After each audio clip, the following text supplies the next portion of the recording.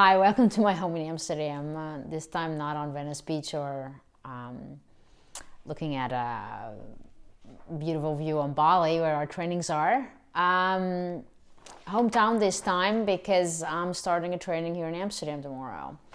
And so the Happiness Global NLP Happiness series. Okay, so for this this particular video, you need to have the Global NLP Happiness Guidebook that comes with this 3-month program, free of charge, on both our blog as well as our video. So I just recommend that you just give us an email at info@globalnlptraining.com. Get the free guidebook. Also creates this beautiful, also has this beautiful graphic in it. Okay.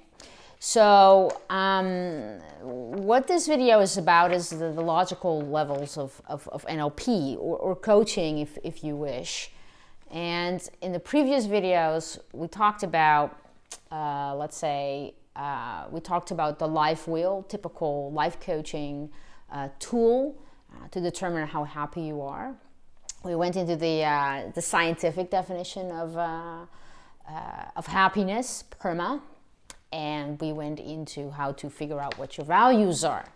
Those things that deeply drive us on the inside, I guess. And truly motivate us and determine our own rules. And values kind of leads me to, before we start to set goals in relating to our happiness, I think it's important to understand the logical levels of NLP. And on the blog, you see the bigger explanation to it, but here's a little bit more. So here at the bottom, we have environment. So that's basically what we're the most conscious of. Our friends, where we go, what the environment look like. Environment looks like that we sort of like spend our day in. And it's what we're most consciously aware of. You could be sort of like, well, how can I increase my happiness by making changes in my environment? Maybe move to a different home, or decorate your office, or even something as like I'm going to buy a diffuser for aromatherapy. Maybe I want to find a new kinds of friends, or to hang out with different colleagues, or spend more time with my family. That's you could set a goal in the immediate environment. We're very conscious of that. What we're also pretty still conscious of is behavior. This could be external behavior, sort of the way that we engage in the world, communication, the ability or the inability to say no, for instance. Maybe you have you master something, you're very good at something, but it can also be an internal behavior. The stuff that you say to yourself, for instance, could be sort of like, how do you use your brain on a behavioral level? So we're fairly conscious of that. So you could set a goal on that, in that area as well. Where an environment, it may be moving to a different country, let's say. Behavior could be something like, I'm going to meditate on a daily basis, or I'm going to make it to the gym, or I'm going to set boundaries in a better way. You know, so that could be, you could set a goal in that area. Now, often when you do that, the environment starts to respond to that. Does that make sense? So if let's say I set boundaries for myself, which is a behavior, then I may have to say no to people in my environment, and they're going to respond to that, if that makes sense at all. Then right above that, we have capabilities and skills. Well, that could be skills that you have to learn in school or in NLP training or something like that. It's also maybe something that you could do at home, like practice something, become better at something. Maybe there's something new that you need to learn how to do, if that makes sense. So you could set a goal in that. Well, oftentimes when we learn new skills, our behavior is going to change, and through that, our environment changes. So it kind of like trickles down. Then we have above that our beliefs and our values. Well, we're not so much conscious of that, way less conscious of that. So the more we go up into this pyramid, the more unconscious we become, and the less conscious of it that we actually are.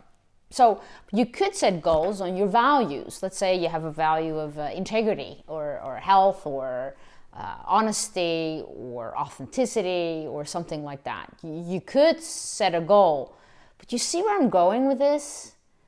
If you said, okay, my goal is to lead a life true to my own values, it's very nice, but it's not very specific. What's the real outcome there? That's much easier to do on an environmental level or a behavioral level or a skill level. Does that make sense? But if you maybe do a lot of work in that bottom part of the pyramid in relation to working on your own happiness or goal setting on your own happiness, then does it align with your values? I think it's very interesting is sometimes people set goals, but they're actually not in line with their values. Well, what happens then is that when you reach that goal, you're actually, well, I've done it, but I'm completely, let's say, out of integrity.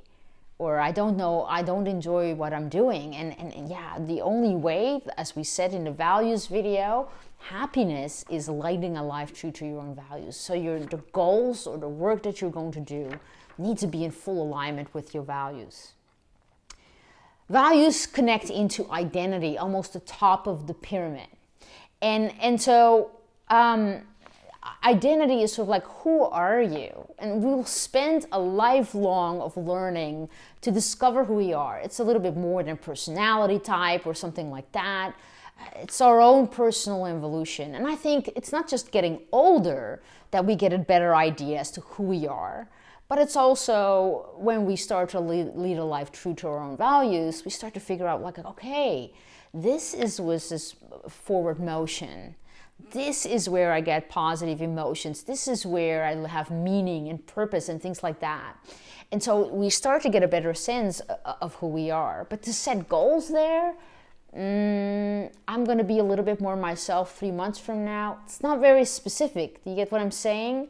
So maybe you're better off to setting some goals lower in this area, but that makes sure that it's in line with who you are on the inside or the discovery of who you are. And then on top, we have purpose.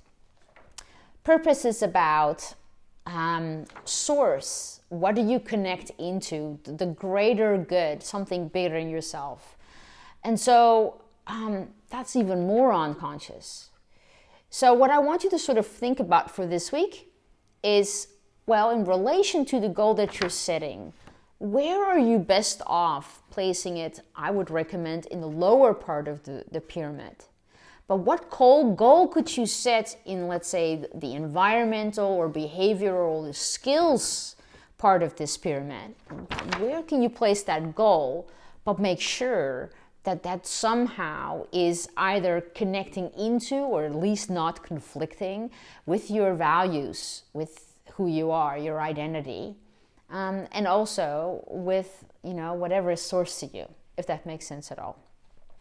So this is a little bit of a longer video. If you want to have more information and have this explanation again, go to our blog. If you want to have the sheet, which contains the life wheel elements, the different parts of PERMA, the scientific definition of happiness, as well as this pyramid, then just go get the guidebook for this happiness series, and you can get that at info@globalnlptraining.com. See you around.